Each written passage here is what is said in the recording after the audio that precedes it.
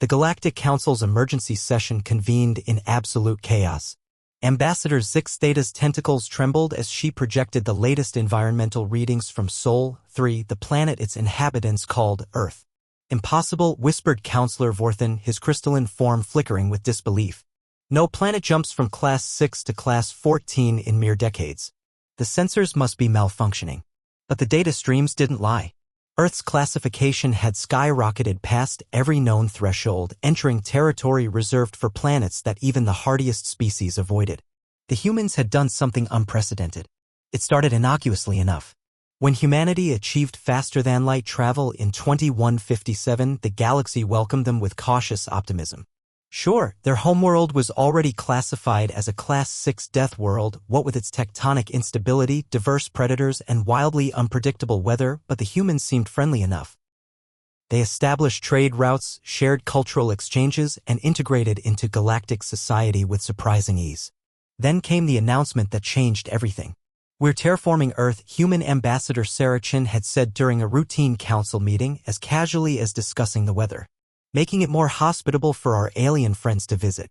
The council had applauded. How thoughtful! How progressive!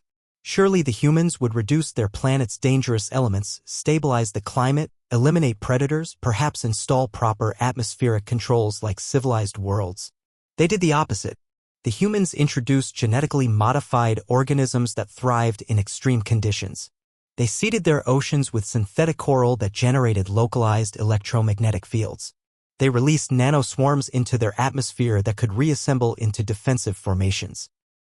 Most bewildering of all, they began cultivating what they cheerfully called defensive flora plants that could detect non-human DNA and respond with varying levels of hostility. "You have to understand," Dr. Chen explained to the horrified council 6 months later, "Earth's rating having jumped to Class 9, we've had a lot of time to think about home security." The breaking point came when Earth hit Class 14. The planet now actively repelled unauthorized visitors. Its magnetosphere had been weaponized to scramble navigation systems. The Van Allen belts pulsed with engineered radiation that specifically targeted non-human physiology. Even Earth's bacteria had been modified to aggressively consume any organic matter not containing human DNA markers. But why? Ambassador Zix Theta had asked, her voice barely above a whisper. "We thought you wanted to join the galactic community." Admiral Jackson Hayes, Earth's military liaison, leaned back in his chair with a wry smile. "Oh, we do. But we've read your history databases. In the past million years, you've had 17 different galactic wars, 3 attempted genocides, and 42 cases of stronger civilizations enslaving weaker ones." The council fell silent. "Earth is our home," Hayes continued. "And humans have a saying, good fences make good neighbors. Consider our planet the ultimate fence." The paradox was striking. Humans remained the friendliest species in known space. They continued trading, exploring, and forming alliances. Human medical ships responded to every distress call, human traders brought exotic goods to far-flung systems, and human peacekeepers mediated disputes with remarkable fairness. But Earth? Earth had become a fortress that made the legendary citadel of Kronos look like a welcoming rest stop. The truly terrifying part, Counselor Vorthan noted in his private logs, is that they did this in only 30 years.